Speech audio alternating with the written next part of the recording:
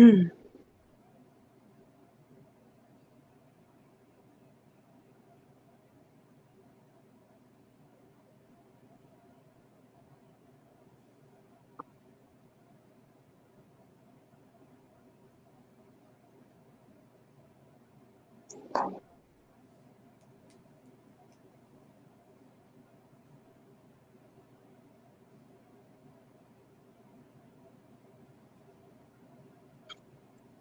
Excuse me.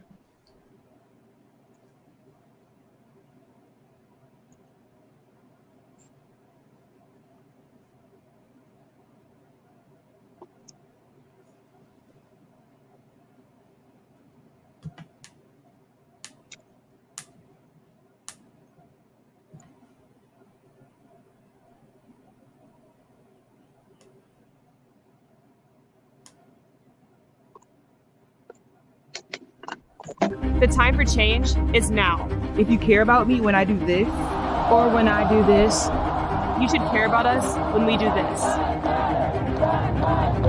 I won't always be an athlete, but I will forever be a Black woman.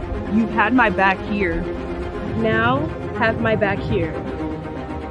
No one should feel unsafe due to the color of their skin.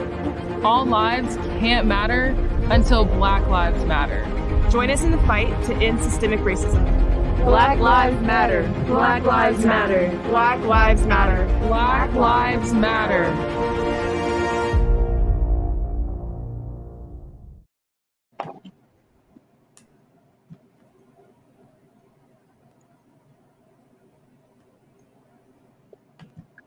I'm so excited that you've taken time out to tune in to the Ella Johnson Show. I hope that you enjoy the broadcast. I hope you'll laugh. I hope you'll cry. But I hope that you'll be moved by what you hear. Well, my guests are very special to me, and so are you. So I want you to sit back, enjoy the show. What you can become depends on what you can overcome. Yes, I'm so excited about my children's book that's coming out, and I'm looking for some mahogany kids. I'll tell you about that later.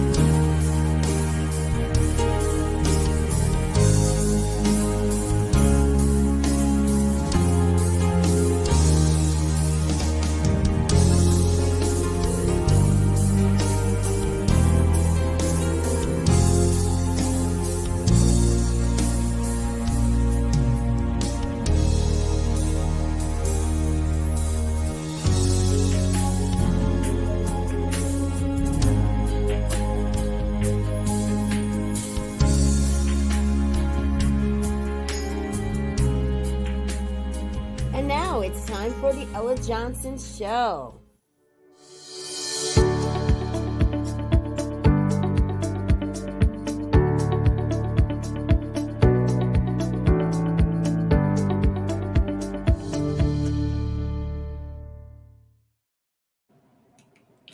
Hello, everyone out there, and it's time for the Ella Johnson Show. Listen, it's a racial reckoning today. I think it is time. Well, I am very excited that you guys have tuned into the Ella Johnson Show. If you are watching from Facebook, you already know what to do. Just please share the broadcast. This is going to be a very important topic tonight because we're going to talk about racism in America, the George Floyd verdict. Now, everyone has an opinion about it, and I want you to share it tonight on the broadcast. If you have a comment or if you have a question that you have for my guests, please put it in the comment section, and we'll definitely answer a question for you. But I have some really interesting people here with me tonight. They're going to talk about this subject. You see the beautiful Millie. She's sitting there, and she's just so beautiful, right? Oh, Yes. thank you, Yes, Ella. Millie Mercado is our guest tonight, and she is on the broadcast because she has a lot to talk about because she has a black son. And she is afraid for her son, guys. This is real, about that conversation that she has to have with him about being Black in America. And she's working in the health industry, and she's here with us. And welcome to the Ella Johnson Thank Show, you. Millie. Thank you for having me. She's a newbie, so you guys have to make her welcome. Yeah, I wish Yes. I could see the comments. So I'm gonna be right with Well, y'all. you will definitely be able to see the comments. It's just that we don't Okay. have any yet. Oh, But okay, when they okay. come, you'll see them on the screen. And then, of Okay. course, you guys know we have Pastor Chip Owens. He's a regular here with the Ella Johnson Show, but he is the pastor of Transformation Church in Atlanta, where he's the senior pastor with his beautiful wife. And he's a graduate of University of North Alabama. Welcome to the Ella Johnson Show again, Pastor Chip. Hello, Yeah, everybody. It's such I a love wonder. having It's such a I love honor having and you pleasure to on be here. because I love having you on because you have a wealth of knowledge about Black history and about everything that we talk about. You see all those books behind him? I feel like I'm on CNN, right? I'm just so excited that you are here. And all of you that have tuned in, we are very excited that you guys are here. But we think it is time to have this conversation. And I want you to see this, Millie, because you were saying the comments, there they are. Okay. There they Yeah, are. so you'll get to see them, and Okay. everybody is saying hello right now. But throughout the broadcast, Oh, we definitely hey want all of Ray. you to, ask your questions because this is, this conversation tonight, we have to talk about race in America. Yeah. We have to talk Yeah. about racism in America.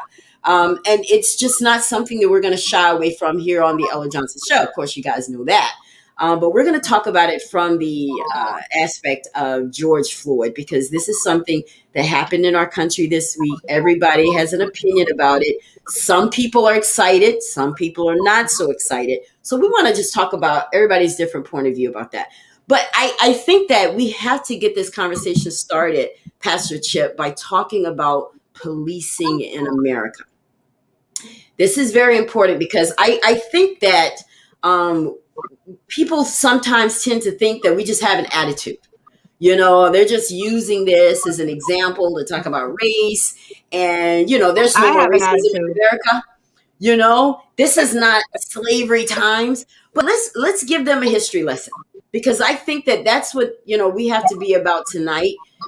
We have to talk about historical things that have happened so people will understand where we're coming from and why we're coming from here. Now, let's talk about the first policing that happened in this country, Pastor Chuck. Let's start there so we can take them through this time to today. Well, policing in America started out as slave patrols. So whenever a slave decided that they were trying to go off of the plantation, they instituted what they call slave patrols to patrol the areas to look for Black bodies, for Black people that were trying to escape to freedom, so that they could do harm to them as well as to bring them back to their slave master. Once slavery was abolished, it was actually not abolished, it was transformed with the 13th Amendment. When you look at the Emancipation Proclamation, a lot of people think that Lincoln freed the slaves. It's not necessarily so. With the 13th Amendment, it allows for slavery to be legal in the United States as long as the person is incarcerated. If they go to jail, then they can legally be held as a slave. That then pushes us into the prison industrial complex, that then pushes us into how African Americans make up about 13% of the American population, but they make up somewhere close to 40 to in between 40 and 60% of the population of prisons in America.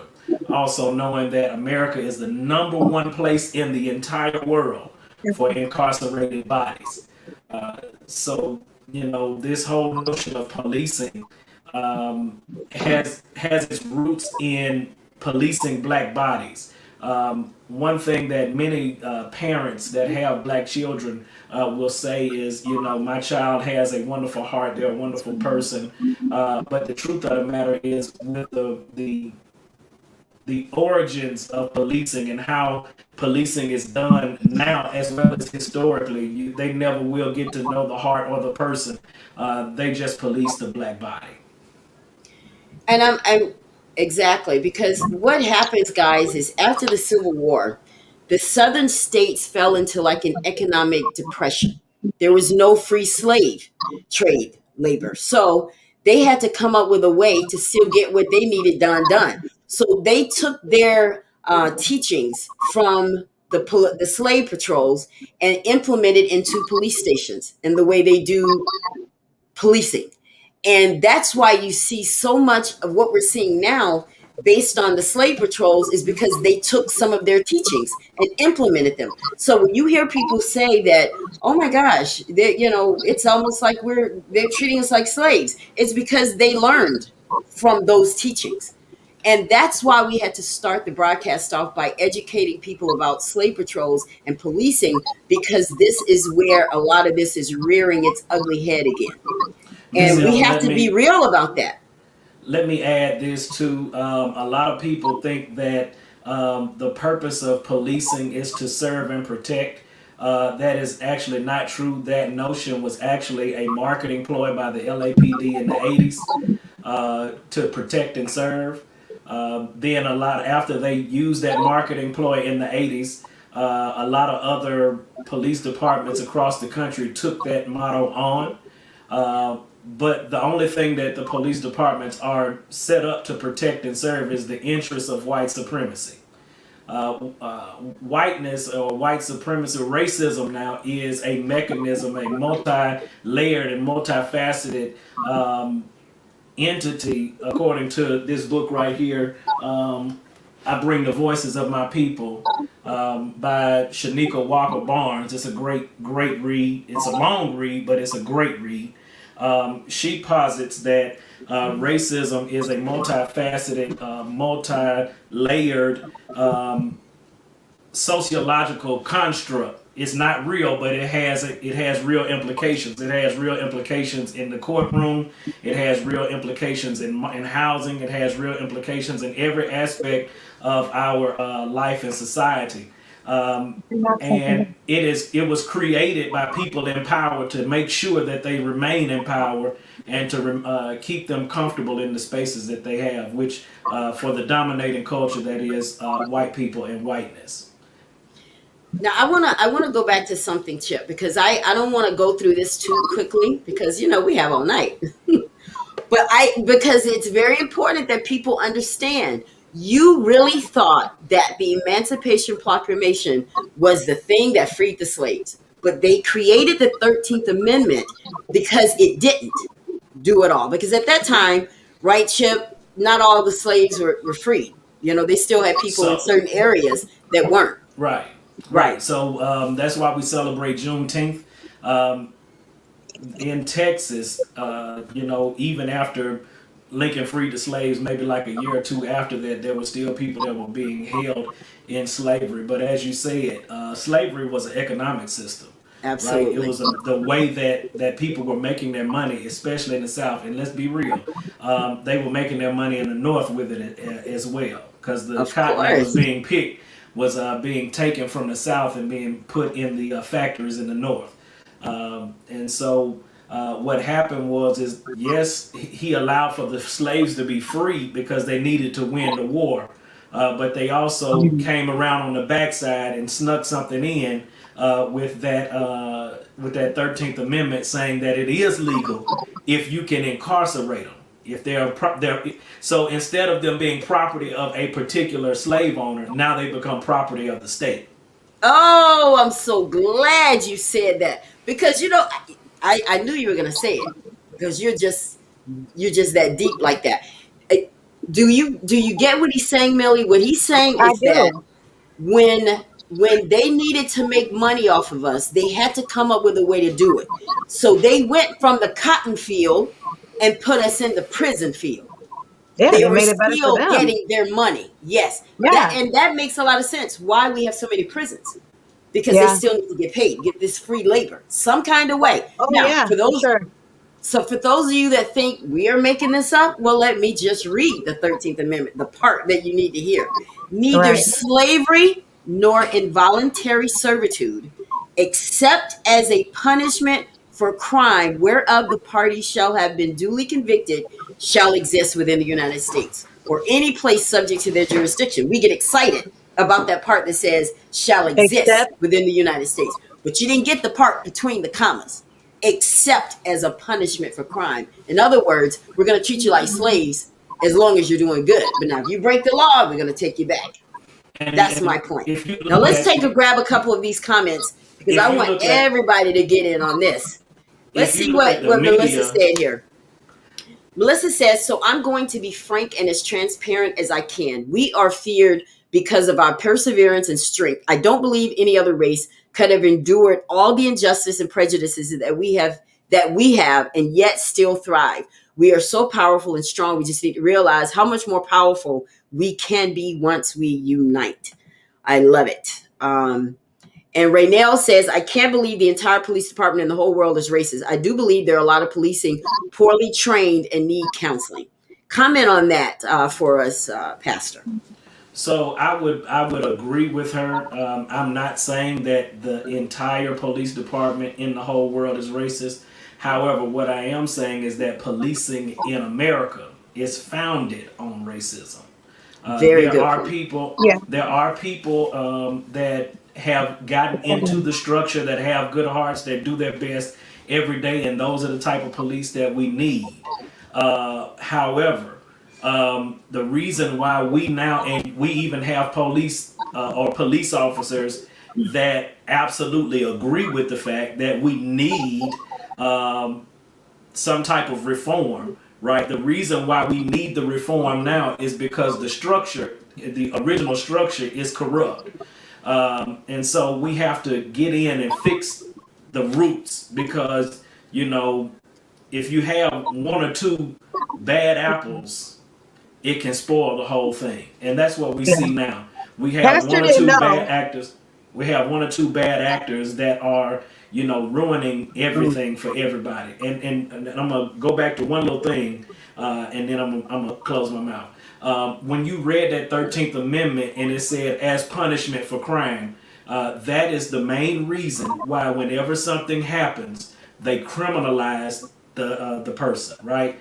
So whenever you see anything happen, any type of killing of a black person, the first thing that they're going to do is to criminalize that person so that they make whatever that happened to that person be justified. You wanted to say, Millie? No, I was just because Pastor wasn't on when it was just me and you, but I was telling Ella that my brother used to be a police officer for a very, very short time. And his wife made him quit for a good reason. But yeah, so I also don't think everyone's heart is in a bad place, but there obviously there's bad apples for sure. For sure, for sure. So Well, I'm glad that's we're just what I'm bringing up telling the that because he apple wasn't part. on. I'm Huh? glad we're bringing up the bad apple part because Yeah, I hear because this this so is much. raised in people's homes. Yeah. You know what I I mean? And it is. Racism is, it's not, I mean, yeah, it's taught in their homes, in people's homes. You know, I mean, a lot of, another thing that gets me too is when people are like, it's not Black Lives Matter, all lives matter. I'm like, you are so stupid. You don't even understand what they're saying. They're saying our lives, like you have to break it down in like the most silliest terms for people to get it. And they still don't get it. Like, your lives always matter. You don't understand. Ours hasn't. Where we want ours to matter. Like, you have to literally break it down like that for them to be like, oh, now I get it. Well, I mean, it was And, on the video that we started the show with. The young lady said, "All lives won't matter until Black lives Yeah, matter." But yeah. I want to talk about this bad apple on the date. Now, let's go into what we're here for to talk about, George Floyd. Okay, Mm-hmm. that day when we want to talk about the bad cops and the good cops, good apples, bad apples, Pastor. Where were the good apples that day? because nobody stood up. Where were the good apples? The good apples in the police department. They No, were, that day, George Floyd, the day yeah, that George Floyd They had were the on the knee in his neck. sidewalk. yeah. The good apples were the ones with the cell phones on the sidewalk, and the good apples were at the Preach, police department. preach. That's Because my point. all four They of the all, ones that were involved were they were complicit at the that very least. you about to make me shout up in here today, Pastor, because Millie, listen to what Yeah. he's saying. Because I'm so sick of this bad. Not all of them are the same. Okay, well, if they're not all the same, why wasn't someone brave enough to stop him? Right. Right. And then the guy that initially even stopped him, like, why was your gun in your hand for a fake 20?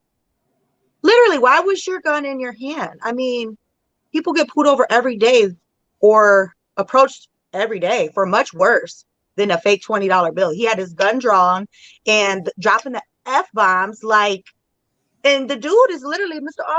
Officer, hands. I mean, he did everything he said. Yeah. It's just, Now let's the break video down spoke for itself. Believe your eyes. yeah. Now, Pastor, you made a good point. You said that they criminalized the victim. George Floyd was the victim here. He's the one that was dead. So And sad. you hear so much talk about his past, what he did. Well, that day, they did not know that. It's almost like after he's dead now, we have to go to Facebook. Do you have a picture of him with a gun? What about anything we can get? And the Yeah. reason I know they do that, because I worked as an intern in a news station. And whenever someone or a crime is committed, the people that were interns, it was our job to go and find all the dirt we can on the people, no matter whether they were killed, whether they were doing the killing, regardless of what the case was, that was our job. And now it all makes sense, Pastor, because they needed to criminalize George Floyd to justify. And, Now, and let It ain't me work. ask you this, Miss Ella. I yes, think I know the answer, but I just wanted to put it out there. Whenever something happened and they asked you to find the dirt, did they ask you to find the dirt on any of the non-black offenders? never. Okay, so the truth of the matter is this goes back to the 13th Amendment, that the criminalizing thing for anybody that is a person of color is the badge that you wear on your skin. Your skin is criminalized. No matter Now, if you're you going to did have people, anything. So what they do is they try to go back to find whatever you've done in your past to validate the fact that they've already criminalized you because you were black. So what do you Right? think about the black officers? Even though there was not a black officer anything to do with this, but just out of curiosity, what do you guys think? Is it like they kind of got one of the someone to turn against their own? So here's the thing. This guy right here, Willie Jennings, in this book After Whiteness, I love his book. says that whiteness is not encapsulated in just white skin. That Okay. whiteness is actually white supremacy, and whiteness can be defined as any self-sufficient male whiteness, right? So white self-sufficient manhood. That is the epitome of white supremacy. And so you don't have to be white in skin to be white. So you have some black officers that are black in skin, but white in nature. Yeah, no, I totally get that. And Yeah. so they absolutely could have, as I said before, the policing or policing historically has been one of the forces or things used as a to hold up white supremacy, right? And so even if the black officer was a rookie, what they taught him is to uphold white supremacy. Absolutely. Whether they said, hey, uphold white supremacy or not, what the It's things that they teach you, understood. right? It's understood. What's understood doesn't have to be explained. You Right. see what I'm saying? So going back to what we've already said, when you teach somebody how to criminalize black skin, you're teaching them how to uphold white supremacy. But part of Wow. his humanity came into play, because I want everybody to see here. These officers, since we're going there, let me show you guys. These are the officers that we're talking about. J. Alexander Kuhn is the one that we're talking about as far as the African American one. Now, his part in this, he's the one who checked Floyd's wrist and said, I couldn't find one.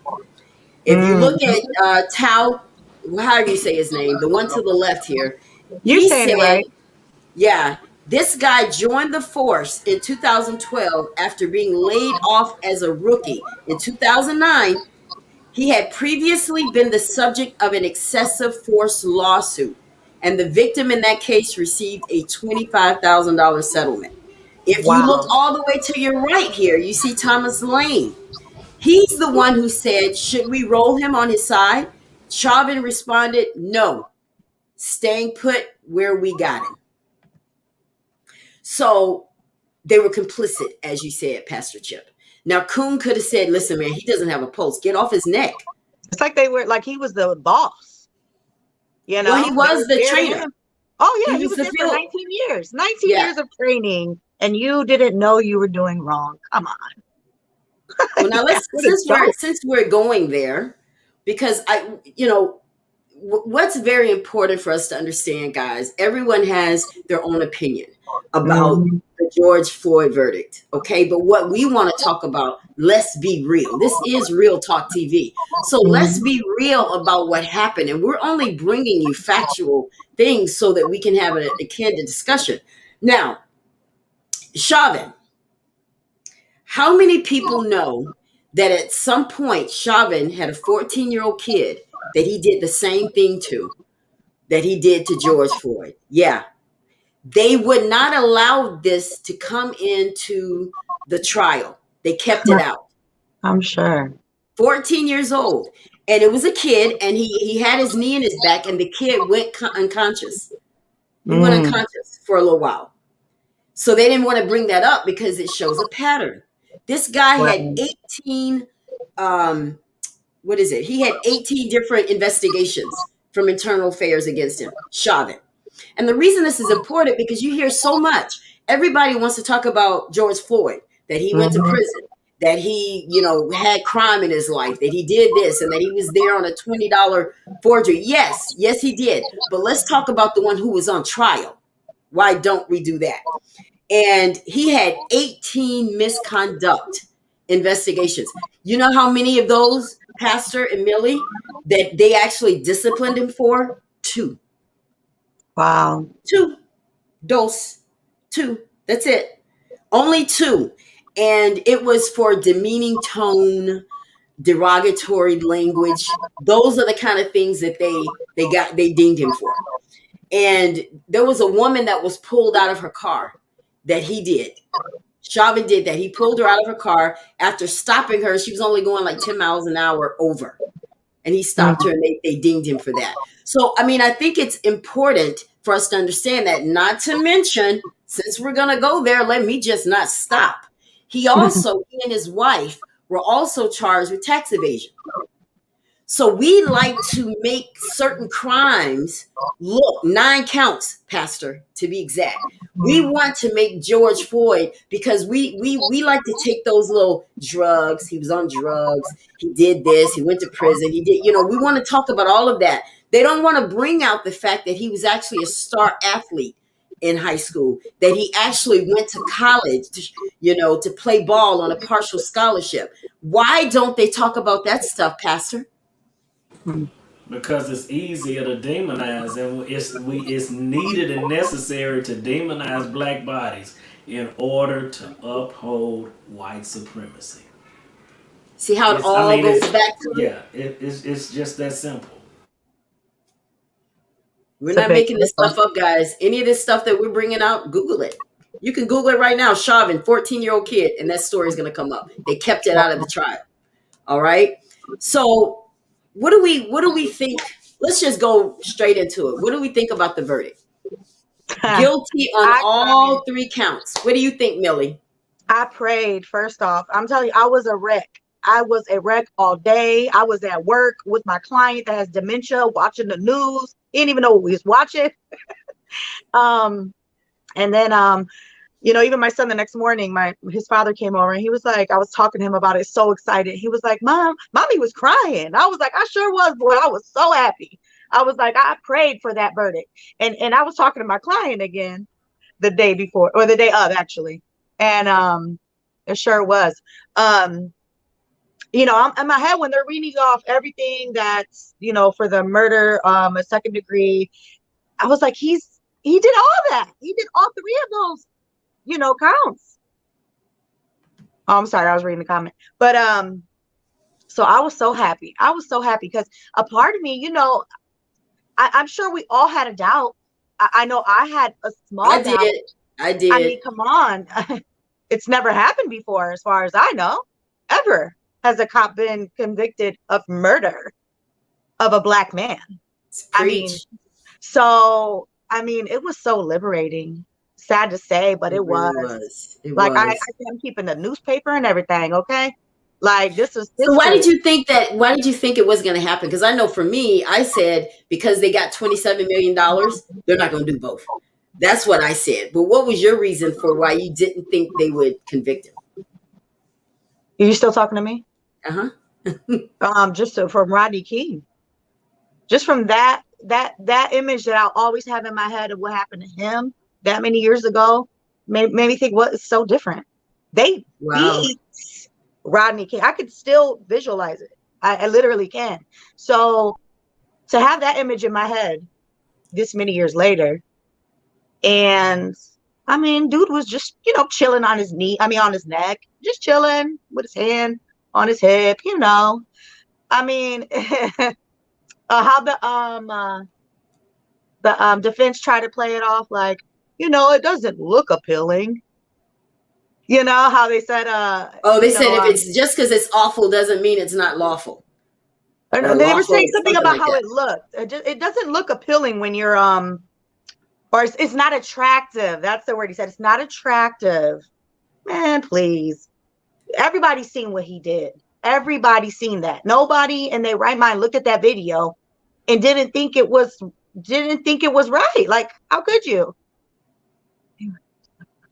So, Pastor, tell me, why did you think that, did you think that it would have been the outcome that we got? Honestly, that Sunday before, I preached a message to my church called Don't Fumble the Bag. And really looked at, you know, sometimes when it's hard to believe something when it's in somebody else's hand, right? So when it's up to you, it's easy to believe that things are going to work out well, but when it comes to having to believe and have faith, when the ball is in somebody else's hands, it's kind of hard to believe. And so I was just saying, man, that day, come on, jury, don't fumble this bag. We put it in your hands. The prosecution did the best job of prosecuting something like this I have ever seen in my life. And I knew that all they had to do was just have one person in that jury that said, you know, I didn't get it. And I was just like, you can't fumble this one. You know? That's why it was so nerve-wracking. Yeah, I know, right? I was nervous, you know, I was nervous, but then when it came down, I was just so excited. I was too. But then I had to keep in mind, you know, this is just the first one of many, only to find out an hour or two later that another child had been shot, you know. Yeah. That 16-year-old girl? Yeah. And then right here in Columbus, Ohio. Yeah, and then, you know, earlier that week, the other young man, Dante Wright had been shot in the back, and you know, so it's just, hopefully this can be a starting point to some systemic changes in the near future. Yeah, we're gonna see. Yeah. Well, I mean, we have to realize we can't get comfortable, because until we change it in black and white, nothing is changing. And we still have to wait for sentencing in June. I saw an article today. That's the part, right? That's when it gets real. I saw an article today where they interviewed one of the jurors. She was an alternate juror. but they interviewed her and they asked her, what were you thinking as you were watching this? Because obviously she wasn't part of the decision, but she was there in the courtroom. And she said that she locked eyes with Chauvin quite a few times, but she felt like the prosecutors did a good job of prosecuting, just like you said. She said she felt like that was, and I'm telling you, Pastor and Millie, the part, and for some of you that are watching as well, the part that really was just a thorn in our side was the fact that he put his knee in his neck, even when he knew that the prone position had a purpose, and it was to get him under submission, Yeah. right? Now that you have him under submission, why do you still have your knee in his neck? And the EMTs were there, and you still had your knee. They had to move his him off of him. The EMT had to move him off of him. Oh Do my you God. think he was taken? Do you think he was taken over by something else, Pastor? Like, no, just It was just ignorance. Pure ignorance. He was big and bad. I got the badge, the cricket badge, mind you. You seen that cricket badge? That's what that was about. He was just crooked, and he was trying to paint a picture like this will happen to you. Don't do drugs, man. What? Yeah, I don't care if you see a crackhead walking on the street. You still pay a crackhead respect. You don't treat them like trash. They're still humans. The thing that going back to that nature of the slave patrol, we have to understand that the first terrorist organization in America was the police department, right? And look at where he was. They were right there in the black community, all of those black people around that were watching, and he was trying to prove a point. It wasn't anything that took him over. That's just who he was. And so he was trying to send a message not only to George Floyd, but to the ones that were around. They were telling him get off of him and all this kind of stuff. And this is the thing that trips me out. If they would have, one of those guys was a martial artist. If the martial artist would have got, Superman like that day and tried to rush the officer to get him off of George Floyd, they would have killed him too. Yeah. Right? And so there wouldn't have been no tasing, no mason, no nothing. Anything. They would have gone ahead and shot him dead. And it would have. And so they were actually terrorizing that community in that moment, right? Wow. And also you have to know that the Minneapolis police department has some issues with that as well, right? So there are some other things that are going on within that police department that they need some real stuff going on, some real reform, and so no, I don't think that something took over him. I think he was just being himself and trying to terrorize. That's why I he said was real comfortable. Yeah, he got real comfortable. That's why I said not everybody is bad, but there are some terrorists in the police departments around America. Now, what is that called? That's it. People don't believe that that the KKK has been infiltrated into the police department. Where can we? Because, like we said, they learned their teachings from the slave patrols. So people understand. We're trying to bring this home for you, so you can stop, denying the obvious. Black and brown people are being shot down. I mean, even 61% of white people even believe that. So, and they see that it's geared more toward black people. Now, let's talk about the statistics, Pastor and Millie. There are going to be people that are saying, you got these folks on here and they're always trying to make it seem like things because, white people get shot by the cops too. So what are they on there talking about? What do we have to say to those people? That they shoot white people too. It goes back to the whole keyword of disproportionately, right? Right. When I talk about the fact that African Americans make up 13% of the American population, that is a small fraction, but we are the most killed and have the most police interactions, not because we are so criminal, but because our skin is criminalizing, right? And the thing about it is whenever that black skin is criminalized, and this goes even to the young man that was shot, and you see the gun is on the right side and the taser is on the left side. Oh, Whenever black people are involved, we always go for the strong side first, right? While those Because who you're are not superhuman, black, right? yeah, because we're superhuman and we can, we can jump over walls and faster than speeding trains and all this kind of stuff. Um, but whenever you see these interactions, most often the white guy is taken away in a bulletproof vest, and he's able to go to Burger King, and just like the young lady Makia, the little 16-year-old who was defending herself with a knife.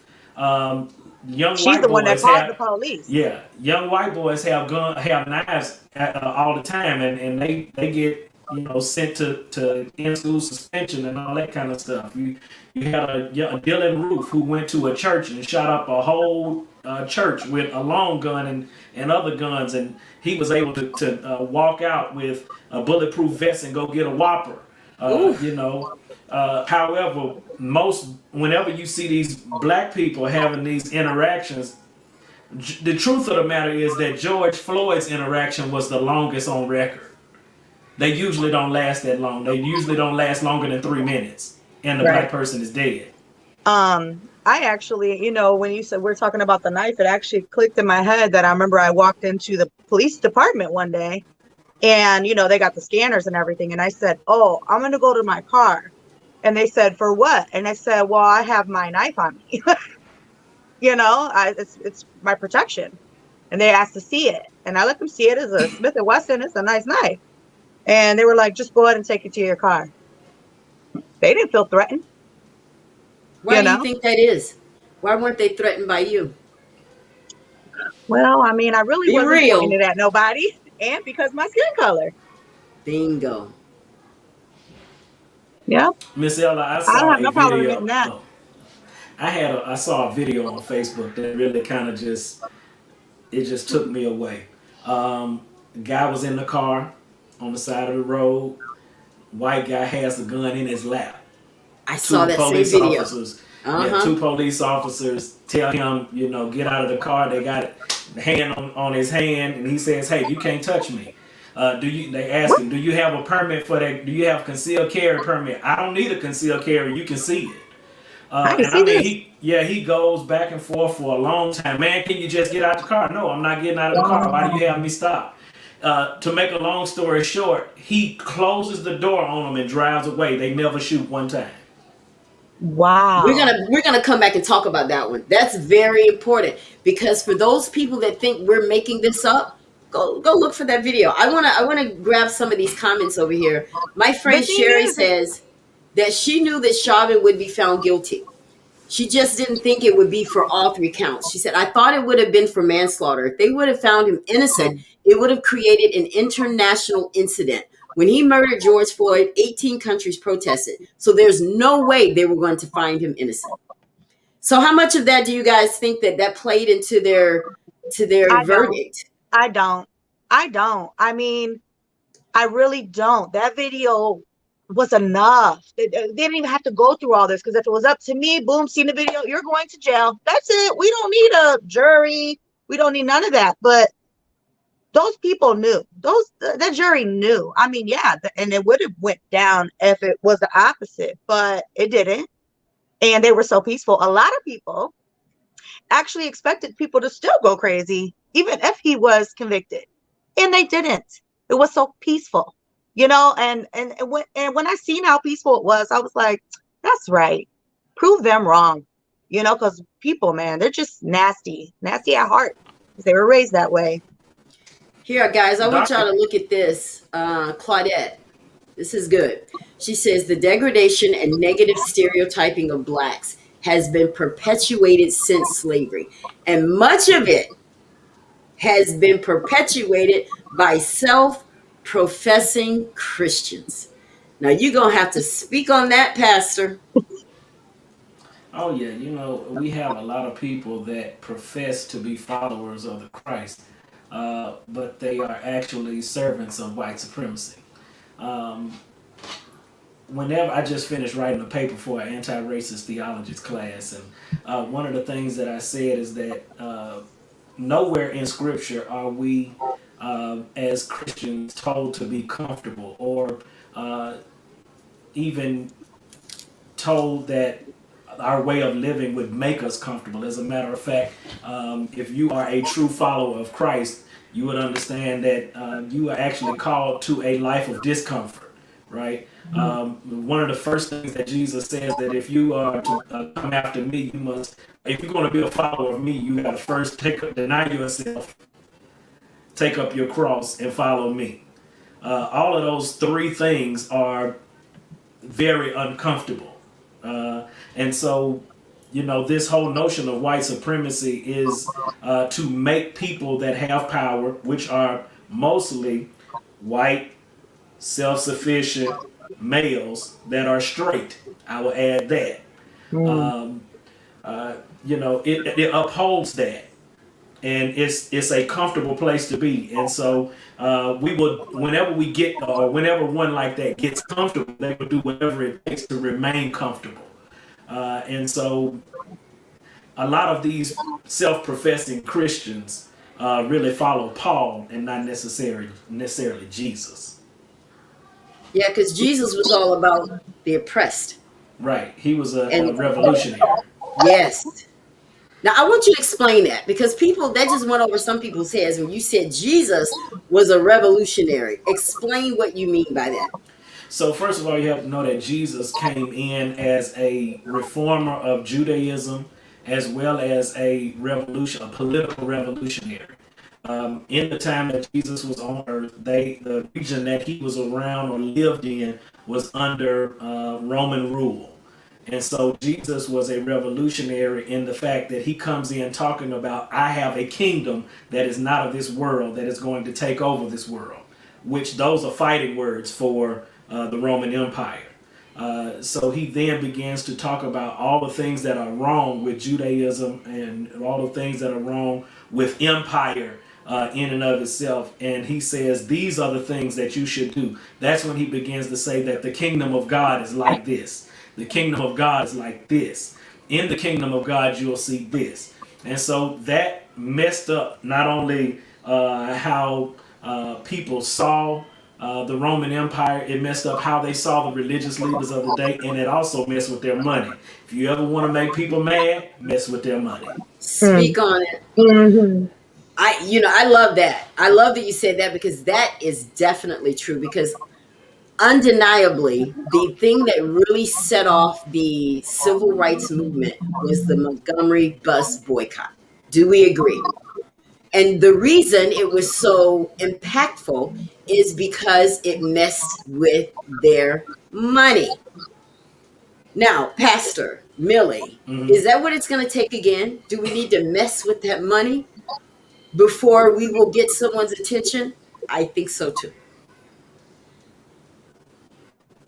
I think so too. I think it's gonna take that. Now I wanna talk about Curtis, because this is another one of our topics that we want to talk about tonight, because everybody is making a big deal about this right here. Maxine Waters, her comment.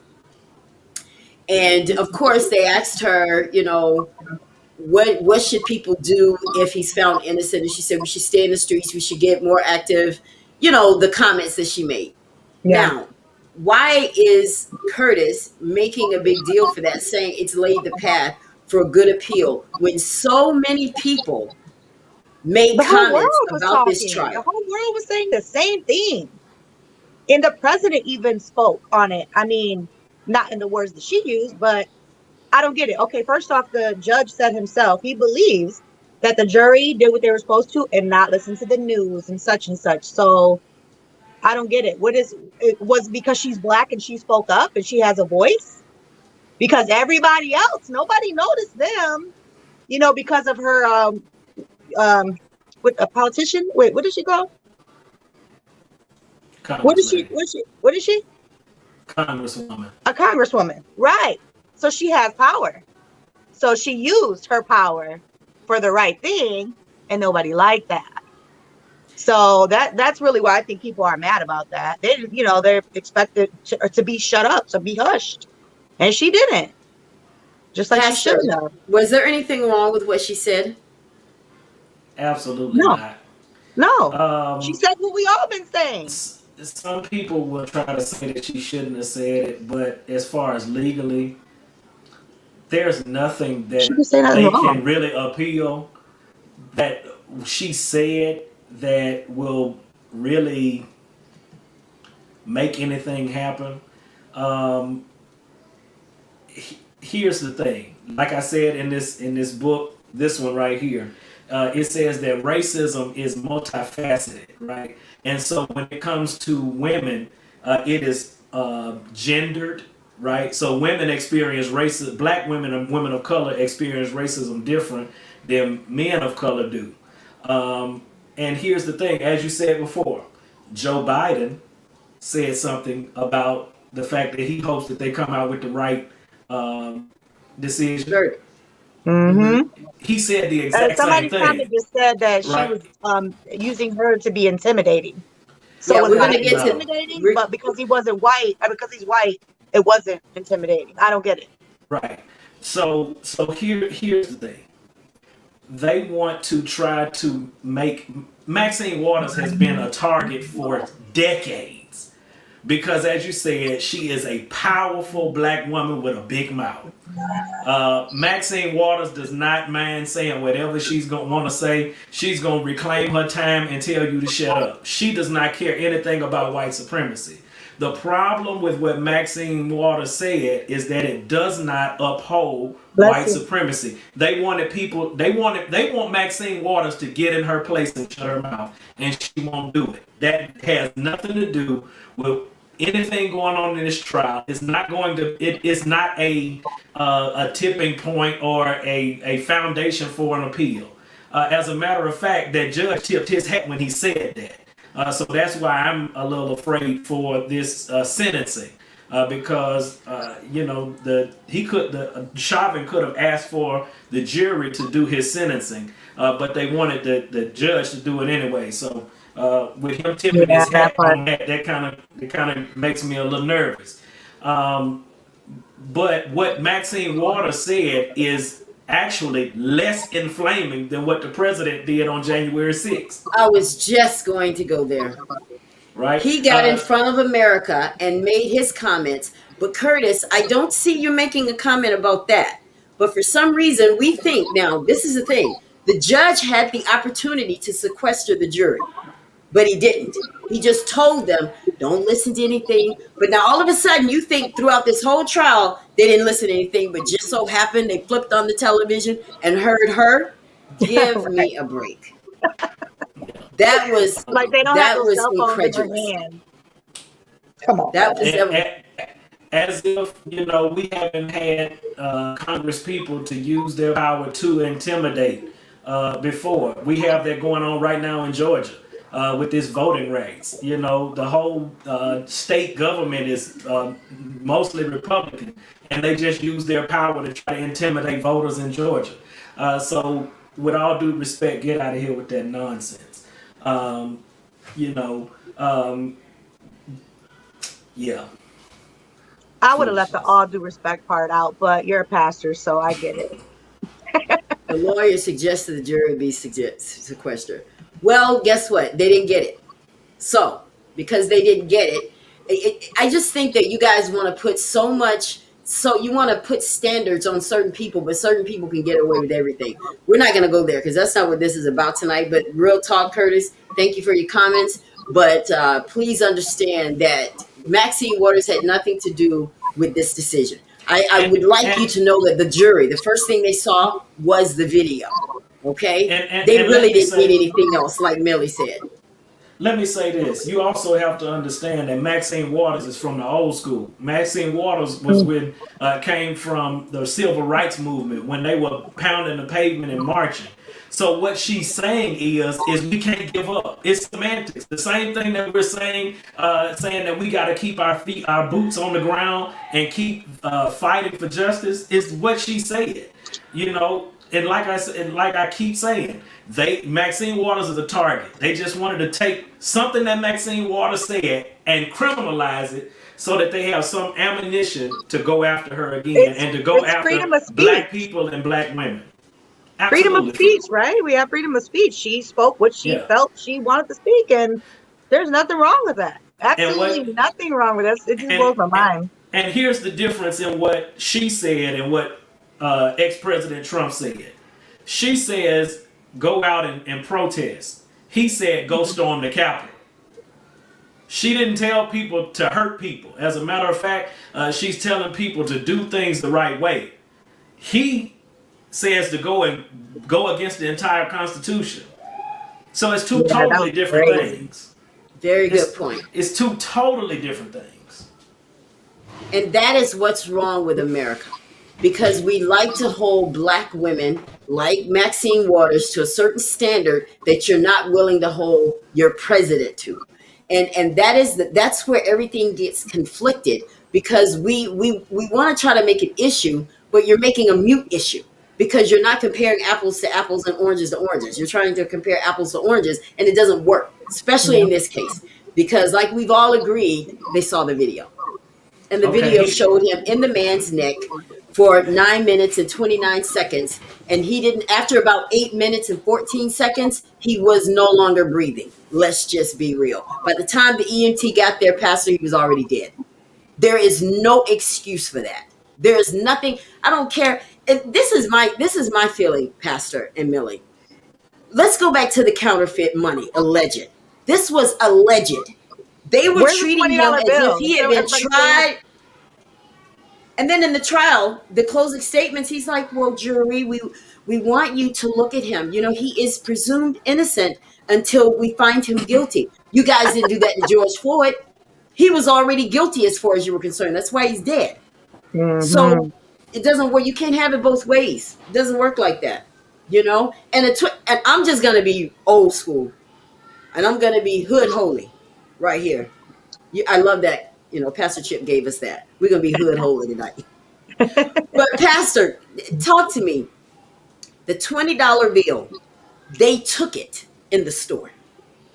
As far as I'm concerned, and I'm just going to be real here, if let's just say I knew it was let's just play devil's advocate and say, oh yeah, I knew that was a 20. I knew it was fake, but they took it. As far as I'm concerned, you just need to pay the money, cashier. I'm out the store now. The only reason he's dead is because he hadn't driven off. Yeah. You shouldn't have even approached him about the $20. Look, bruh, y'all, what is your policy? Your policy is if you take counterfeit money, it comes out of your check. Why didn't we just do that? Why didn't they just say, look, man, let him go. You took it. You got to pay that $20. Right. And be done with it. That's your policy. The officer didn't even look at their camera to see that he passed them that $20 bill. He just took their word for it. Not saying that it was a lie, but I mean, let's be real. You know, he didn't do his investigation properly before you went and put a gun in that man's face and called him all kind of F-bombs like he wasn't human over a $20 bill. I would have went to that store and gave him a $20 bill. Thank you, for that man's Claudette. life. Are you serious? Thank you, Claudette, because she just put the real statement there for us. She said, well, we've got to stay on the street. We've got to get more active. We got to get more confrontational. We've got to make sure they know we mean business. And I think the part that had everybody all messed up, Pastor, was the confrontational part. I think that's the part. That's where I heard, I know I saw on CNN, that was part of what they were saying, that part she could have left out. Well, I don't see anything wrong with any of it. I'm just going to be real. She didn't have to leave nothing out. She spoke how she felt, and so what? And I and he's heard guilty of all 3 counts. So, and I heard about the statement before I read it, or before I saw it.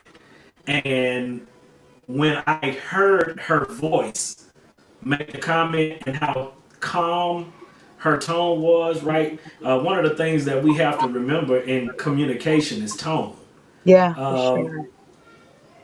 What she meant by what she said was not harmful. I can confront you in love. Right? So So what you're saying is that we're not supposed to confront racism. The devil is a lie. Mm. Because it's not just, right? It's not right. And so anything that is not right, we are supposed to confront it. We're not supposed to sweep stuff under the rug. That's not what we are called to do as human beings, nor as people who claim to wear the badge of Christianity. Oh, only when it's convenient. Now, listen what Curtis says. And the video showed his guilt. I don't know if he's it He showed got to talk Chauvin's about the guilt. police. That's why I just kept my mouth shut when I seen that comment. I was just like, Well, I mean, he's talking about the cop. Like, he got to be talking about the cop. Now, Kim asks a very good question here. He says, are we expected not to confront racism? Exactly. That is the expectation of white supremacy. In this book right here, this one, it talks about with the paternalism of the slave master was seen in the slaves only when they were docile. Whenever they came out of that docility, that is when the slave master brought down the wrath of Hades on the slaves. Again, going back to the nature of policing and white supremacy, policing is one of the mechanisms to uphold white supremacy.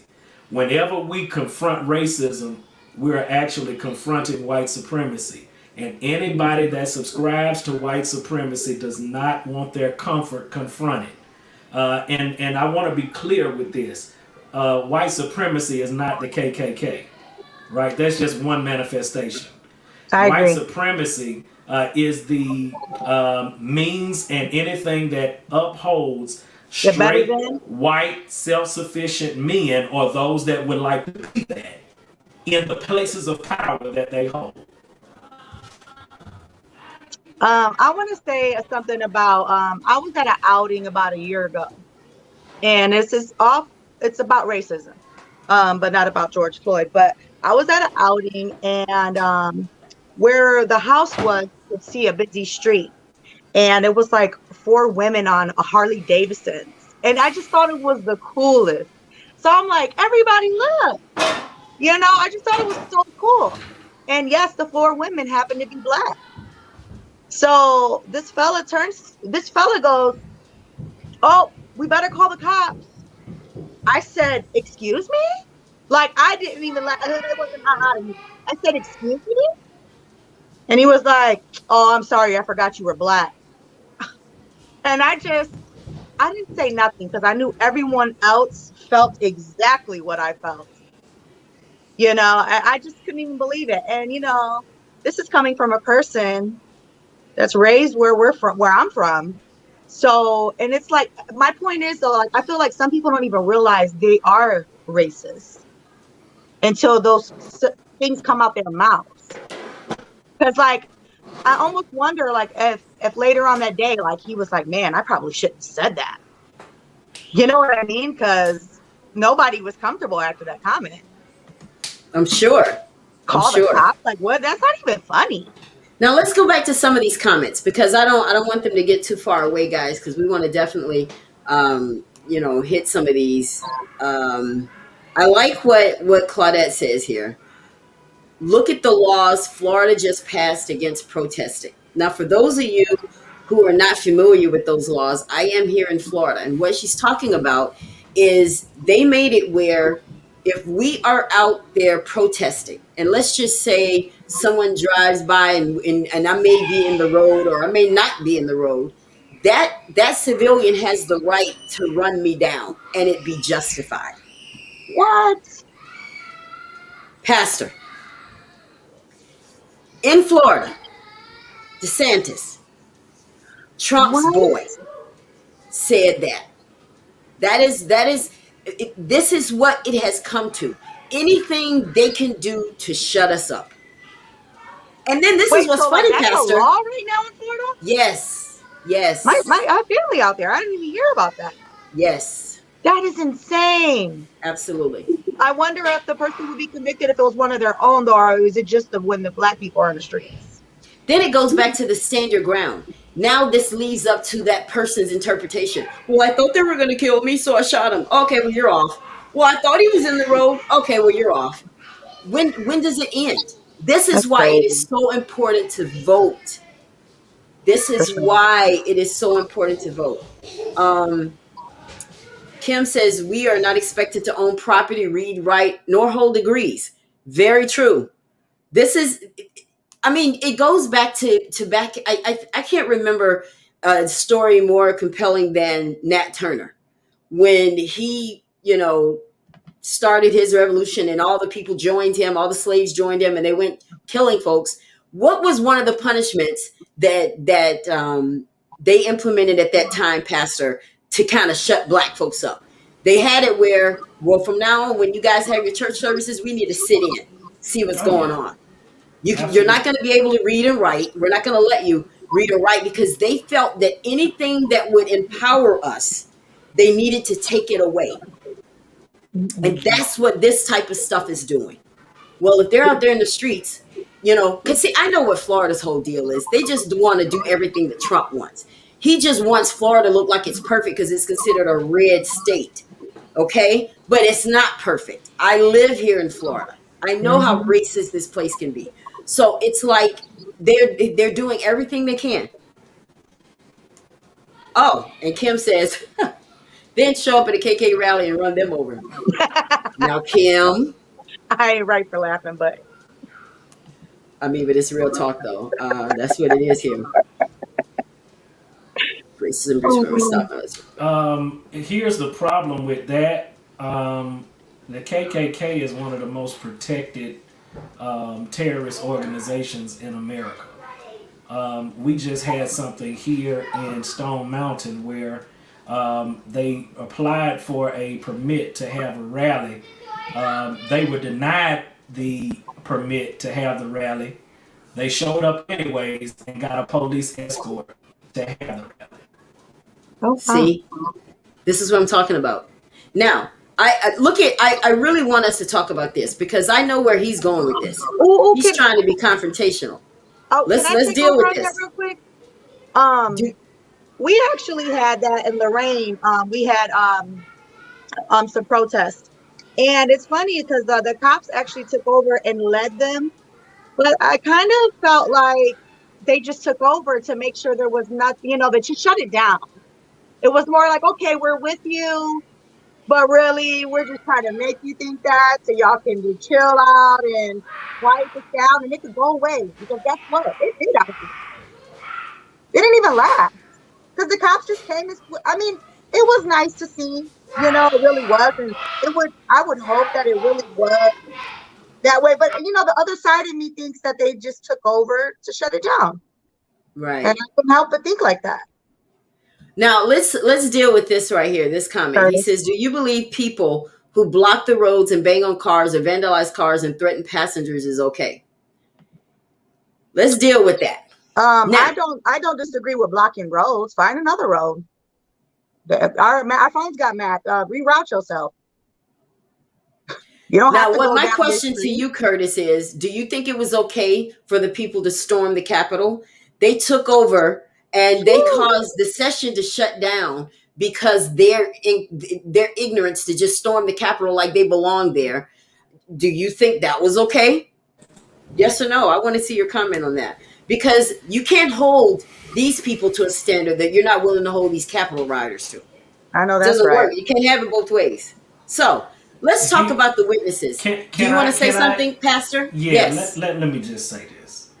Um, One thing that burns me up is people who overlook the traumatization that is being placed on people and then want to have the audacity to tell people how they're supposed to react to said trauma. That in itself is the definition of white supremacy. You can't kill me, kill my family member, and then tell me that I can't cry.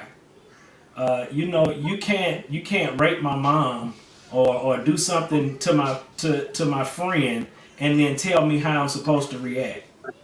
I know that's right. That's not fair. You know, And so, even with a statement like that, to say, do you believe blocking roads and all that kind of stuff, uh, the fact that they're in the street is a reaction to something. Yeah. Can we get to the source of the problem and get that? And Preach. maybe we wouldn't have to be in the street to begin with. Preach. That part. You got that, Curtis? part. That part. Because we don't, but you know what, Pastor? This is why I think we have these kinds of conversations that are going nowhere, is because we don't really want to deal with why they're in the street. We don't want to really deal with the fact that, everything is geared toward, white supremacy and us getting what we want, but we don't want to deal with that. We just want to It talk ain't about about they're in the getting what streets. you want. Yeah. It's about equality. Right. It's not about getting what you want. You want to be free to walk the street and be okay and not have to look over your shoulder, or me, for instance, worried about my son as an 8-year-old. And oh my God, he's approaching teens here soon. And I already plan on not letting him go nowhere. That's sad. When I was a little girl, again, we were raised in the projects, and I was with all my Black friends, Puerto Rican friends, a couple of little white ones in there. And, we used to be all in the streets when we was little. But now that I'm a mother, I don't feel the same way, and well, one of the things I want to talk to you there. about, one thing I want to talk to you about, Melly, now that we're talking about that, you have a son who is mixed. Mm-hmm. And you said that it's difficult to talk to him about, I don't know what how he has to deal with. We're going to deal with that. We're going to deal with that. So you said that was difficult to talk about because of that. I want Pastor, because we were talking about this a little when we were in the studio before we went live. I want Pastor to deal with that, because there are a lot of people in your same predicament who don't know how to talk. I mean, there are Black people in our predicament that don't know how to talk to our Black sons. So I think that coming from a Black man, this is going to be good for all of us to know how we should approach that. The sad part is that in 2020, I'm having to have the same conversation with my 8 and 4-year-old. My son is 8. Excuse me, my 8 and 6-year-old that my dad had to have with me, and that his dad had to have with him, and my uncles, and that their father had to have with my grandparents. So the reality is that when we talk about police encounters, what my mom told me some 30 years ago, is that you already have 2 strikes on you. You're Black and you're a man. So you have to do the best you can with that one that you have. And so you have to do better than your counterparts. You have to be smarter than your counterparts, and know that you're still going to be considered less than. Until this world turns around and we can eradicate racism, that is going to be the way that things are. And as a person that is working at my doctoral degree, ever present in my mind is the thing that my grandfather told my mother on the day that she walked across the stage at Alabama A&M to receive the conference of her PhD in physics. And what he said to her is, what do they call a Black woman with a PhD? To her response, she didn't have one. He said an N-word. So remember that no matter how smart you are, you still have to strive. When you said that, I was like, did I misunderstand him just now? So, What? so they still will call you an N-word. So you still have to be 10 times better to be in a position 3 times worse. And now, so for those people that just heard him say that think, come on, really? Oprah Winfrey is the richest, one of the richest women, not just Black women, in the country, in the world. And she was treated that way with all of her accomplishments. She's everywhere. There's no one who doesn't know Oprah Winfrey. Right. But they still reduced her down to the end. So it doesn't matter. Look at Obama. It's like I was telling you, he wasn't on yet when it was just me and you. But and I mean, I know you said your son is 8 also, or was 8 last year. My son will be 9 this year, so they're about the same age. he's just so, it's so hard for me. Like, I wish his father would have this talk with him, honestly. But I just feel like me and his dad are a little different in that area. I think it sucks that I have to be the one to have this talk with him. His Why do you father, think you're different? Why? Why do you think you're different? I just don't think he has the same views as me, and that's unfortunate because he is Black. Now Like, I don't. therein lies a whole different If he does, conversation. okay, I'll say this: if he does, why hasn't he had this talk with our son yet? You know what I mean? Like, I'm I'm trying to dribble this ball, but it's hard because, again, my son he wears his heart on his sleeve. So just to think of telling him that someone might think you're less than Papa because you're brown, plain and simple, because you're brown. Like, I just know, I mean, his heart, like, he's very emotional. So I can't. It's so hard. Part of that is timing. Yeah. That's what I was Because wondering too. Like, yeah, is it okay that I wait a little bit? I mean, he's only 8 years old. Like, should I be telling him this now? Like, that's where I'm really torn. How old was Tamir Rice? Yeah. Emmett Till. Emmett Till, was he 13? 13, 14. Yeah. Okay. I would say that age is not necessarily the thing that should be the factor. I think, and I can only speak for myself. The context of our society has opened the avenue for that type of dialogue for my child. Him being able, I'm a news fanatic. I will watch the news more than any show, and so with them being able to see those type of things, he starts asking questions. Why did they do that? Why would President Trump say this? And that opens up the avenue to bring them into a present reality. Because my sons are sensitive too. They have big hearts, and but the thing is that yes, Kim, that's true. Racism is seen in elementary classrooms, and so I think that for your particular context, you may need to have that conversation with his father, so that y'all could possibly have that conversation together. Absolutely. Yeah. But it's needed, and it's a way to do it, but it is a reality. Yeah, for sure. But Pastor, let me ask you a question. What about those African American men who don't think that's an issue? He may disagree with her. I'm not telling my son that because I don't want him to have a complex about himself. You have that kind of. Look, I'm gonna just go ahead and say it. My son's father will walk in a room and be like, he'll comment on his own skin. Like, we're outside. This was like when he first met my family years ago.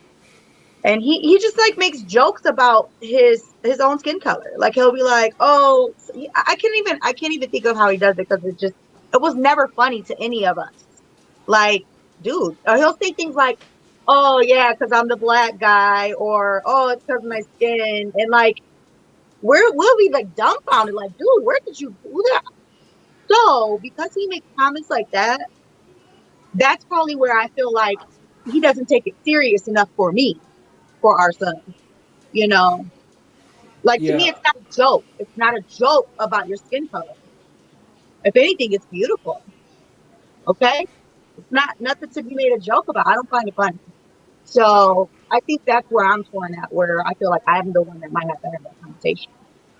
One of the things that I would say is going back to this other book is that you don't necessarily have to have white skin to participate in whiteness, right? And a lot of Black people have been indoctrinated into whiteness and trying to become this self-sufficient white male in everything that encapsulates.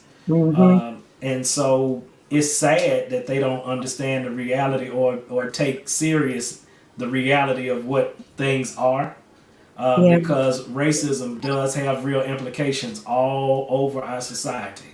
Yes. And And so, like I said, I think having that conversation, you and him having that conversation, would be great um, for you know,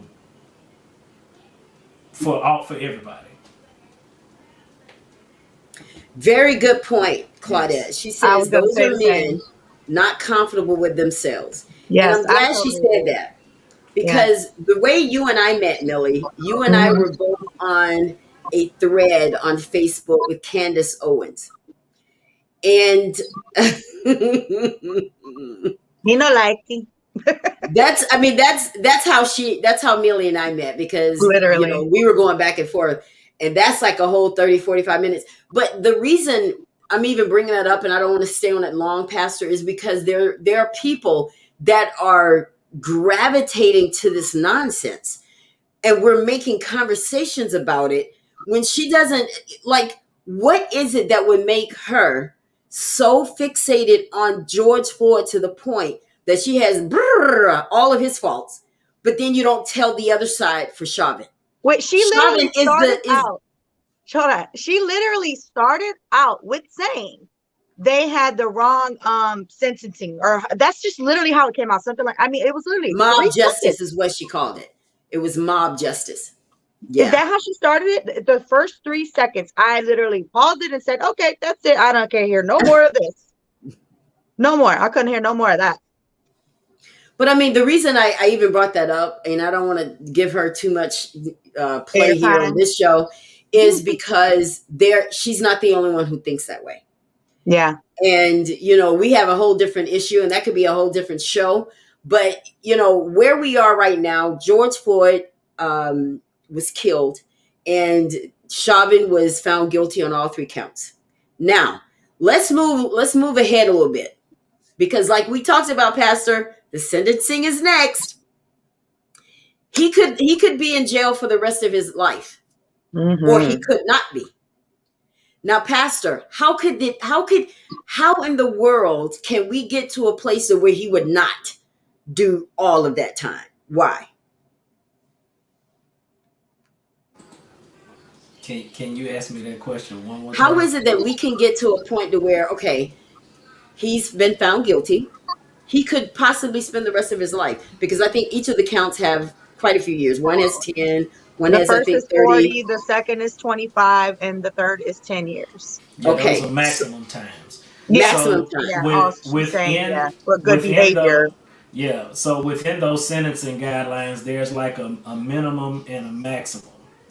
Um, and the next couple of weeks, they're going to be going through all Claudette. these different steps, as to seeing why, what his sentencing should look like. Is he going to be a flight risk? Is he going to be a danger to other people? This, that, and the third, and they're going to go back and forth. But it really is all going to fall on that judge and what he thinks based on the sentencing rules. Now, how much And is he going to let come into play about Maxine Waters? That can't come into play. no, not on the sentencing. No, Okay. they That's were like trying bringing to say, outside stuff in. yeah, Yeah, that shouldn't be able to happen. they were trying to say that would be grounds for an appeal, which is not. Right. Well, that's good.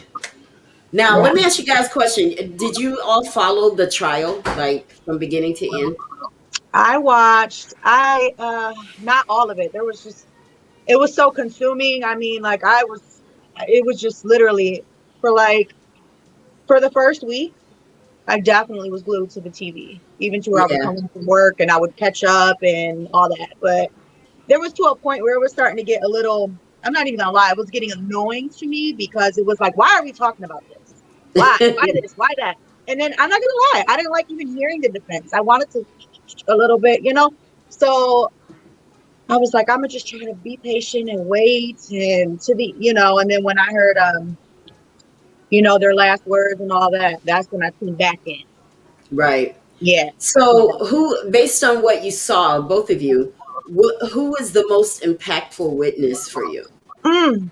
It was a couple of them for me, but I will say the EMT, that girl, And she had attitude up in the courtroom. The judge had to tell her about herself for a quick second. I think a couple times actually. But you could just I felt her. She was there. She came in her uniform that day, and you could tell she was ready. Like, I want to tell what I seen, what I was not allowed to do. Yeah, she really made an impact on me watching her. Like, I felt her. And that old guy, I don't know his name, but when he started crying, Charles oh, McMillan. woo, I lost it. And his That's girlfriend too. that's who I was going to say that I thought was the most impactful. And the reason, not so much with the emotion he showed, he was there from beginning to end, Yeah, but he sure was. he was the only one, Pastor and Millie, that I think was able to get a word out of Chauvin. He was the only one that got a reaction from him. So Yeah, because of his engagement in that situation that day, we were able to hear Chauvin's own words yeah. after what took place, why he said he's a big guy. I had to, trying to justify what he did, Man, he dumbed that down in like 2 seconds. But I Literally, think what that you was just good. said. That was good evidence. That And was then good the guy, evidence. even said, like, I told you the last time I seen you, everybody should get to go home. I was like, we should, right? So sad. And So the guy, the martial arts guy, Darnell Williams. how the defense kept trying to make him say that he was angry, regardless if he was or not. I mean, he was really drilling him to get him to say he was angry. And I just was like, he held it. He was like, no, I wasn't angry. But I think everyone felt where he was going with this angry word. Why, Pastor? Why do you think they were drilling in on that? What were they trying to prove? Because they were trying to establish stereotypes, right? Because Mm-hmm. if you can establish this stereotype with another live black man, then you can justify, what happened to the dead one. This whole stereotype about black men are violent and angry, and I purposely didn't watch all of it because Yeah. it was overwhelming for me. And when you do this activist work, as well as just anybody, it's just good to take a sabbatical, take a Sabbath, Right. For because sure. I just couldn't take it all. But I was definitely glad that young man said, "No, you will not make me out to be an angry person." I was too. I believe Definitely. that was one of the linchpins of the trial. For sure. Because he was trying. I mean, he was trying. I believe when he came back even the next day, I think he was trying that again with him. Like, oh man. And Do that you guy, he guys actually knew a lot of stuff. He knew a lot of stuff about, actual jiu-jitsu and UFC fighting and all that good stuff. So he had very valid points. Like to see him as a bystander on the street, you would have never have known that.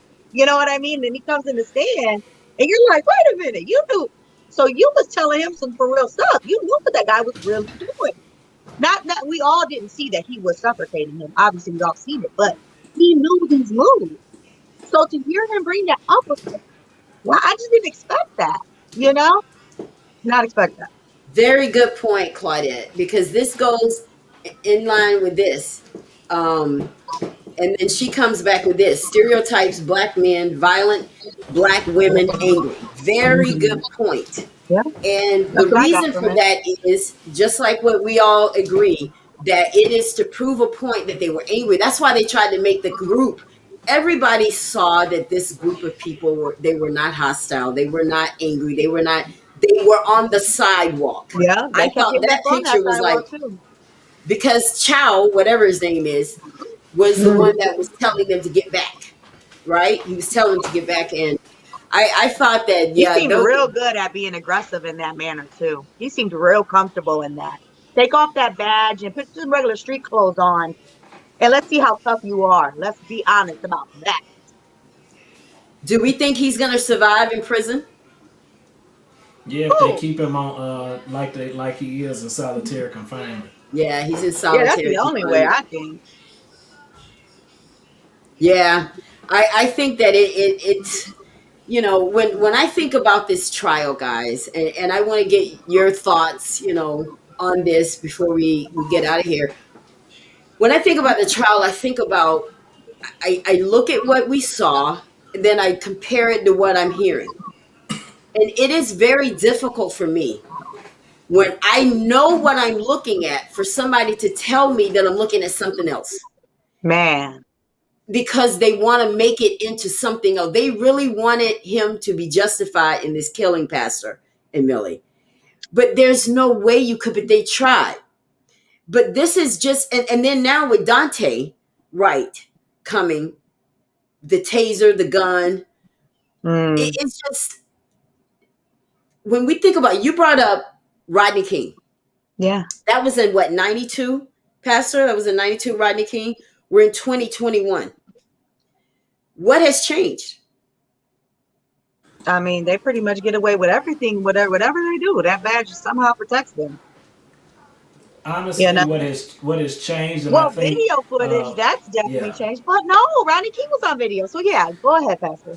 I think the thing that has changed, and you saw that in the jury box, is that you have a public who is who's tired, fed up. That's the difference. Yeah. You have more people now that are seeing the need for police reform than before. Not only that, one of the things that I believe that is the most scary for those that participate in white supremacy is a change in demographic, where those who are of the dominant culture now, and there's a book out about it. It came out in the 70s or 80s that said that by the year 2025 that white people will be will be the largest minority in America. And so that is something that is scary, and it's something that actually we are seeing. So you have a younger and more diverse population, and here's a plug for voting. You get in the jury pool by voting. So when you have a younger, more diverse electorate, you have a younger, more diverse jury population as well. Now I wanna bring up a couple of pictures, guys. I want you guys to comment on these when you see these, because we're getting ready to get out of here. But this photo right here, this is his daughter, and she said, "My daddy changed the world." What do you guys think about that? That picture. It makes me emotional, honestly. It just makes me emotional. That little girl's without her father now, like over a $20 bill, over a crooked ass cop, and he's where he should be. That photo makes sense. All right. And when we look at that George Floyd, we also see the history of black men and women that have died for less at the hands of police officers that did not see them for who they were, which is fully human.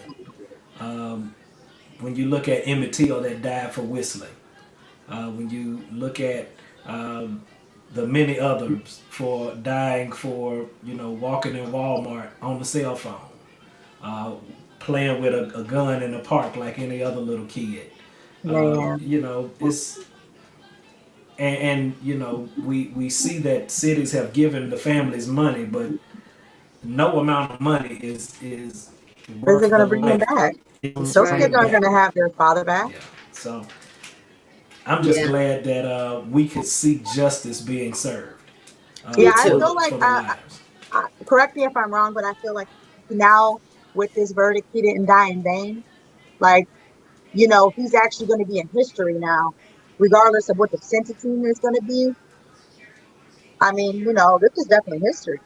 And quite literally, there's a law that's being pushed, the George Floyd Policing Act, with his name on it. That is being trying to be pushed through Congress. So I definitely believe that he did change, if not the world, definitely America. Yeah.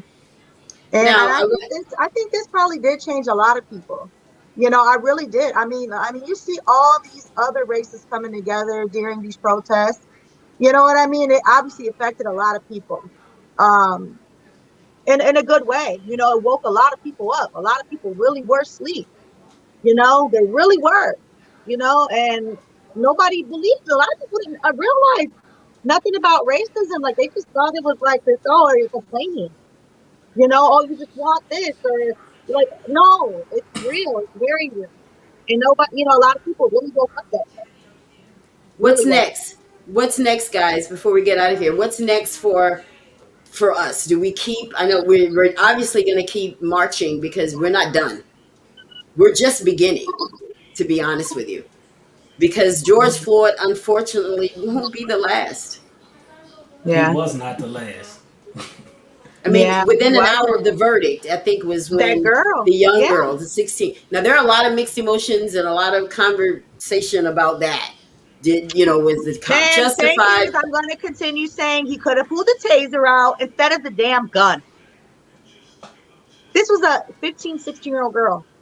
Regardless she got a knife or not, a taser would have slowed her down. You know, somebody else, nobody had to die. Okay. Wait, 4 shots? That's very excessive, don't you think? 4 shots That's what I thought too. for The a four knife? shots. Yeah. 4 shots. I heard them. Boom. But it was 4 shots to her chest. If I'm not mistaken, But to her chest. But I I also heard them. heard that cops are not trained to stop you. They are trained that when they pull out their gun, it is to kill. But Is then that what the true? hell is the taser for? Let me ask that because I've seen oh a white guy. Actually, it happened like right in front of my son. Even seen it. He was running from the police, running. Okay, he was getting ready to jump my parents' fence to their backyard, and they tased the hell out of him. We've seen it. Oh, that cop went on his taser. We've seen how it works. We're up close. It works. Why aren't the other cops using it? You get what I'm saying? Like I don't get it. I don't get it. No, no, it makes me And wonder. that your comment takes us back to the very first thing we talked about, policing in America. So guys, listen, we're very happy about the outcome. We've all Sure am. followed this Amen. trial. Amen. Because I prayed for it. Okay. I know I was very nervous. I'm going to be Yeah. honest. I was happy for the 27 million for him. I was like, yes. Girl, But I I was said nervous they're not wreck. going to do both. I said they're not going to give them both. There's no way. Honestly, I was thinking manslaughter. But I was God gonna made be a very way. sad And about it. I was gonna be very sad about it if it was just manslaughter. yeah, Sadly, I would have sadly, very, very sadly, I would have been a little bit happy that it's something. That's the sad part. Is man, you gotta get something. You gotta be got charged to with get something. something. You Yeah. know, but manslaughter, you wouldn't have probably did in no time. But I want But to people hear that, all three, that was yeah, awesome. I want Awesome. I want everybody to pay attention though. This is a moment in history that every one of us Mhm. need to be a part of. Don't Yep. miss out. Don't miss out. When your elections come around, get in the know what's going on. Hey, that's why I That is tuned in. how You asked me to I'm join, and I telling was you. like, you know what? I told you my gut, nothing told me not to. For some reason, I was supposed to be in here today, whether it was for me to learn something or to speak what I know. I Well, was are you going for it. excited that you joined the Yeah, yeah, broadcast tonight? yeah. Well, I I am am too. very. I am Yeah, too. And I before I enjoyed you get out of both here, very much. guys, Miss before Ella, I get out of here, I'd like to okay, put yeah, this in. yeah. The next thing that we do is we keep our boots on the ground. We keep moving forward. We Mhm. have midterm elections coming up. You need to know what what the people that are running for believe in. You need to make sure that they want to make sure that there's accountability for police, that they have funding for your community. That we are making sure that we have some type of mental health going on, that they are protecting your voting rights. Those are three major things that you need to have in mind for the people that you are voting for in this midterm election. And make sure that you have everybody around you is able to vote. If they're over the age of 18, they need to be in the ballot box. Because you guys see what they're doing in Georgia. So Oh we yes. really do have to get involved in everything. But before we get out of here, guys, uh, I want to talk about my girl here. It's not coming up. I love it because she has on the Ella Johnson Show T-shirt. Evangela, we call her Van Pen. Thank you so much, sweetie, for representing the Ella Johnson Show over there in Monroeville, Alabama. I love it. I love it. You guys will get. Did you get your shirt, Pastor? You did get your shirt? Okay, all right. Well, you'll get a shirt too, Millie. I'll have my assistant reach out to you and get your t-shirt size, and we'll send it to you, and you can do the same thing. Anybody want to say anything before we get out of here? Anything else we want to add, Pastor Millie? Anything? This was a good conversation. It was awesome. a good talk. Yeah. Awesome. I'm definitely down to join again. Well, I will remember that. I will definitely remember that, because we are always, looking. We're going to have some more shows coming up that, we're going to talk about racism in America, because there's still yet a lot to talk about. But I want to thank you all. Oh, yeah, we have so much work to do. I want to thank you guys for tuning in. I'll be back next week. I think we're going to have some relationship shows next week, and we're looking for some couples. So if you're a couple and you're not camera shy, now you have to be married. Okay? I got a ring. I'm going to just go get me a man from down the block real quick. I know, I'm just playing. Pastor, we might need to pray right here, right? But I was just playing. Well, you know what? You're probably not the only one. I put that on myself. I was just playing. That is too funny. That is too funny. But we want to talk about that, because I think that sometimes, Pastor, we don't deal with families, and this is a unit that we just need to get stronger in our country, because when you have, like what you talked about, your husband or your child's father, you guys are not on the same page with how you're going to address him. Well, we need to get on the same page so that the family unit is stronger. So we want to bring some of that to you maybe next week. So if you're a couple and you would like to be on the broadcast, hit me up. We'd love to bring you on. So that's all coming up next week right here on the Ella Johnson Show. I want you guys to have a great weekend. Thank you all so much for tuning in. And thank you, Pastor, as always. Thank you, Millie. Millie's a makeup artist, too. You're beautiful. Thank you. And I appreciate you. I appreciate you so much for deciding to be on the broadcast. But anyway, guys, we're going to get out of here. Good night, and we'll see you next time right here on the Ella Johnson Show, Facebook and YouTube Live. We'll see you next time. Thanks for tuning in to the Ella Johnson Show.